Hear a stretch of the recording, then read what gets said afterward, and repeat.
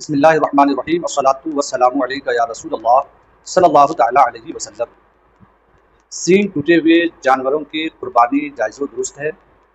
اسی طرح جانور کے دونوں خصیے نکال دیے جائیں تو ایسے جانور کی قربانی جائز و درست ہے، یعنی خصی جانور کی قربانی جائز و درست ہے۔ سوال یہ ہے کہ دونوں سینگ کا ٹوٹ جانا اور دونوں خصیے کا نکال دینا یہ عیب میں شمار کیوں نہیں ہے؟ جواب سماعت کریں۔ اور ایک ضابطہ پیش کرنے جا رہا ہوں جس سے سمجھ میں یہ بات آئے گی کہ کون کون سے عیوب و نقائص ہیں جن کی بنیاد پر جانوروں کی قربانی کرنا جائز و درست نہیں۔ جانوروں میں مقصود دو چیزیں ہوتی ہیں، گوشت اور دودھ، اور یہی دونوں خاص مقصد ہیں۔ اور کبھی جانوروں میں مقصود سواری ہوتی ہے، ایسا عیب ہو جس کی وجہ سے دودھ، گوشت اور سواری میں کمی آ جائے تو شریعت کی نظر میں اس طرح کا عیب ناقابل معافی ہے، اور اس طرح کے عیب دار جانور کی قربانی جائز و درست نہیں۔ جانوروں میں کچھ اعضاء وہ ہیں جو اعضائے مقصودہ سے ہیں، جیسے پاؤں، دونوں آنکھیں، سر، تھن، یہ سب اعضائے مقصودہ سے ہیں۔ ان میں کمی پیدائشی طور پر ہو یا بعد میں کمی پیدا ہو جائے تو اس طرح کے عیب دار جانوروں کی قربانی جائز و درست نہیں۔ اور کچھ اعضاء وہ ہیں جو اعضائے غیر مقصودہ سے ہیں، جیسے دونوں سینگ، دونوں خصیے، پیشاب کی تھیلی۔ ان اعضاء کا تعلق اعضائے مقصودہ سے ہے۔ اعضائے مقصودہ کی پہچان یہ ہے کہ وہ اعضاء جو معین ہو ڈائریکٹلی کھانے میں، جانوروں کے کھانے، پینے، چلنے پھرنے، دودھ میں اور سواری میں ڈائریکٹلی معاون ہو یا بالواسطہ۔ جیسے دونوں آنکھیں، یہ کھانے، پینے، گوشت، دودھ اور سواری میں معاون ڈائریکٹلی نہیں ہے، انڈائریکٹ ہے،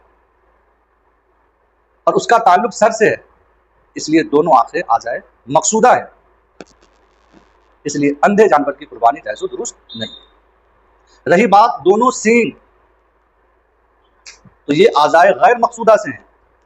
سینگ سواری میں کام نہیں آتی، دودھ میں کام نہیں آتی، گوشت میں کام نہیں آتی۔ اسی طرح دونوں خصیے دودھ، گوشت اور سواری میں کام نہیں آتے۔ ان میں اگر عیب پا لیا جائے، دونوں سینگ ٹوٹ گئی ہوں، دونوں خصیے نکال دیے جائیں، مثانہ کی تھیلی نکال دی جائے تو شریعت کی نظر میں یہ عیب نہیں ہے، اس لیے کہ ان اعضاء کا تعلق اعضائے مقصودہ سے نہیں ہے، اور اعضائے مقصودہ وہ ہیں جو جانوروں کے کھانے، پینے، چلنے پھرنے، سواری، دودھ، گوشت میں معاون ہیں۔ لہذا سینگ اوپر سے ٹوٹی ہوئی ہو تو ایسے جانور کی قربانی جائز و درست ہے، اور وہی سینگ جڑ سے، سر سے ٹوٹی ہوئی ہو، گودے سمیت، تو ایسے جانور کی قربانی جائز و درست نہیں ہوتی ہے، اس لیے کہ سر کی جڑ سے سینگ کا ٹوٹ جانا یہ سر میں تکلیف دہ ہے، اور سر چونکہ اعضائے مقصودہ سے ہیں اور اعضائے مقصودہ میں عیب پا لیا گیا، اس لیے ایسے جانور کی قربانی جائز و درست نہیں ہوتی۔ دونوں خصیے نکال دیے جائیں تو یہ بھی عیب دار جانور نہیں کہلاتا، اس لیے کہ دونوں خصیے کھانا یہ ناجائز و گناہ بھی۔ تو فقہی کتابوں میں اور احادیث کریمہ میں جن عیب دار جانوروں کی قربانی کا ان عیب پہ اگر گہری نظر ڈالی جائے اور اس کی علت پہ غور کریں تو دو طرح کی باتیں سامنے آتی ہیں کہ وہ اعضاء جن کا تعلق اعضائے مقصودہ سے ہوں ان میں کمی پالی جائے تو شریعت کی نظر میں وہ عیب ہے، عیب دار جانور کہلائے گا، اس لیے اس کی قربانی جائز و درست نہیں ہوگی۔ اور جو اعضاء غیر مقصودہ سے ہوں ان میں اگر عیب پا لیا جائے تو وہ شریعت کی نظر میں عیب نہیں ہے، اس لیے ایسے جانور کی قربانی جائز و درست ہوتی ہے۔ لہٰذا سینگ اوپر سے ٹوٹی ہوئی ہو تو یہ عیب نہیں، ایسے جانور کی قربانی جائز ہے، اور جڑ سمیت ٹوٹی ہوئی ہو، گودے کے ساتھ، سر اعضائے مقصودہ سے ہے اور اس کے اندر عیب پا لیا گیا، اس لیے ایسے جانور کی قربانی جائز و درست نہیں ہوتی ہے۔ دونوں خصیے نکال دیے جائیں تو یہ عیب نہیں ہے، اس لیے ایسے جانور کی قربانی جائز و درست ہے، بلکہ فقہا فرماتے ہیں کہ دونوں خصیے نکال دینے سے خصی جانور کا گوشت فربا، خوبصورت، موٹا اور اچھا ہوتا ہے۔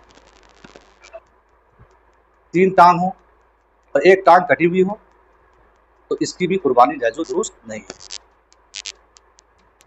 اعضائے مقصودہ میں سے عضو اور اس کی منفعت کے اندر عیب پا لیا جائے اور تہائی سے زیادہ ہو تو اس طرح کے عیب دار جانور کی قربانی جائز و درست نہیں ہے۔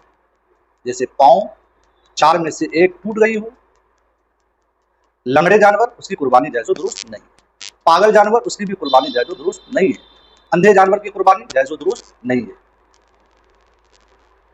جانوروں میں 4 تھن ہوتے ہیں، 1 خشک ہو جائے اور 3 سلامت ہوں تو ایسے جانور کی قربانی جائز و درست ہے، اور اگر تہائی سے زیادہ تھن خشک ہو جائیں تو پھر وہ عیب ہے، اور عیب اعضائے مقصودہ میں پایا گیا، اس لیے ایسے جانور کی قربانی جائز و درست نہیں ہوتی ہے۔ تو میری گفتگو سے اندازہ یہ ہو گیا ہوگا کہ کون کون سے عیوب و نقائص ہیں جن کی وجہ سے جانور کی قربانی ناجائز و درست ہے، کون کون سا عیب و نقص ہو جو شریعت کی نظر میں قابل معافی ہے وہ عیب نہیں کہلاتا، اور ایسے جانور کی قربانی جائز و درست ہو جاتی ہے۔